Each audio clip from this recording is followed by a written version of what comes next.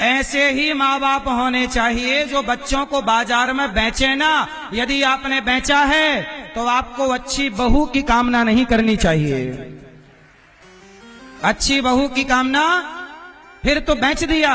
और मेरे नौजवान दोस्तों, आपको एक बात बहुत प्यार से कहूं, अपने आप को इतना अनमोल बनाओ, इतना योग्य बनाओ कि कोई आपको खरीद ही ना सके।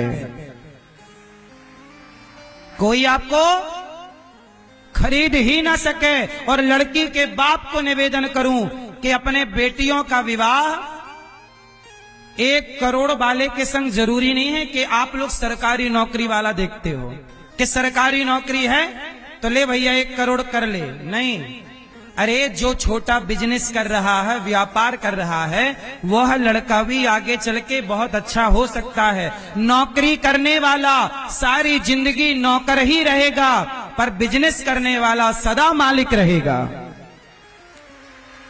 इसलिए जरूरी नहीं है कि सरकारी नौकर ही हो तुम्हारी बेटी के लिए।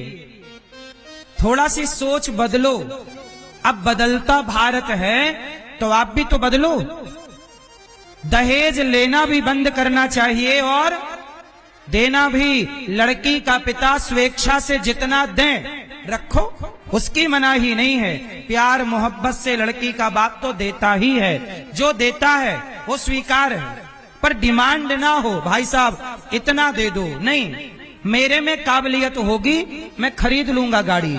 एक लड़का था यहीं रक्सौल का, सुनो।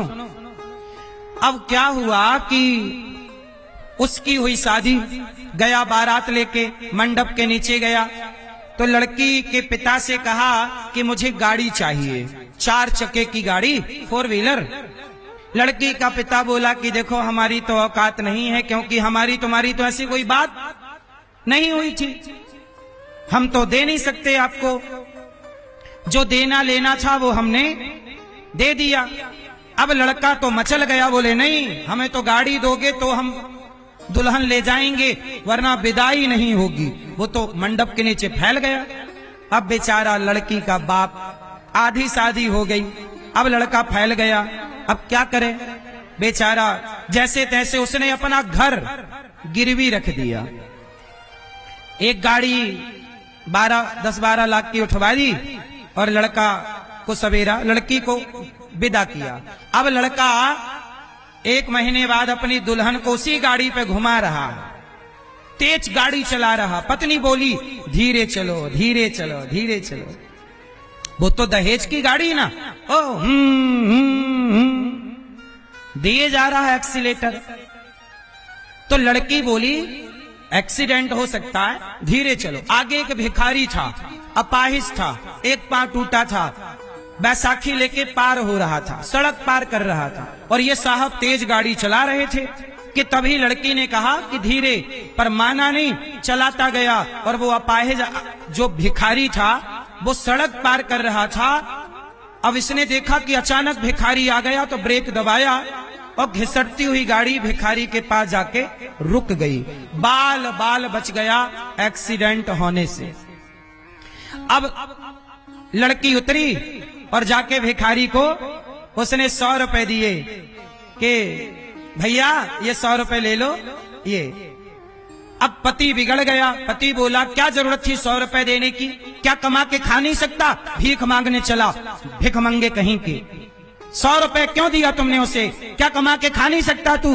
तब लड़की ने मुस्कुराते हुए कहा पति से, जरा सुनिएगा, हर दहेज लेने वाला, मेरी ये बात ध्यान से सुने।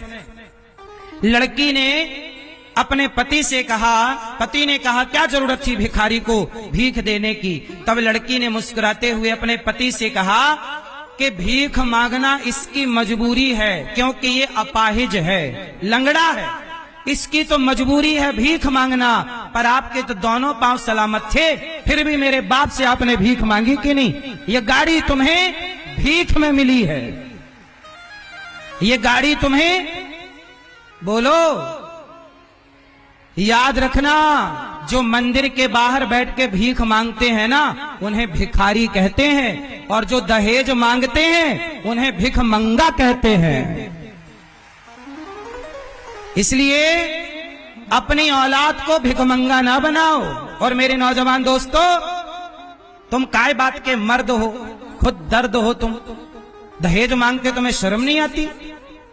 तुम अपनी लुगाई को कमा के खिला नहीं सकते, अपने लिए गाड़ी नहीं खरीद सकते, तो गाड़ी का सपना भी मत देखो। उतने ही सपने देखने चाहिए जितना हम अपनी मेहनत से पूरे कर सकें। यदि हम हेलीकॉप्टर नहीं खरीद सकते तो हमें हेलीकॉप्टर का सपना नहीं देखना चाहिए। गाड़ी, मैं कहता हूं सपने देखना बुरा नहीं है, पर वही सपने देखो जो अपने बल पर पूरे कर सको। लड़की के बाप के बल पे सपने पूरे क्या करोगे? लड़की का बाप तुम गाड़ी दे दो, तुम 4 व्हीलर दिला दो, क्यों तुम्हारे बाप ने नहीं दिलाया तुम्हें 4 व्हीलर? मेरी माँ अपने बेटों को भिखारी क्यों बनाती हो? इतना दहेज, इस दहेज के चक्कर में भारतीय संस्कृति नष्ट होने को आई है। हमारे यहां संबंध होता है। बताओ, बिहार में जब लड़की का पिता और लड़के का पिता मिलता है तो उन्हें क्या नाम देते हो? क्या बोलते हैं? समधी। चलो भैया बताओ, समधी किसे कहते हैं?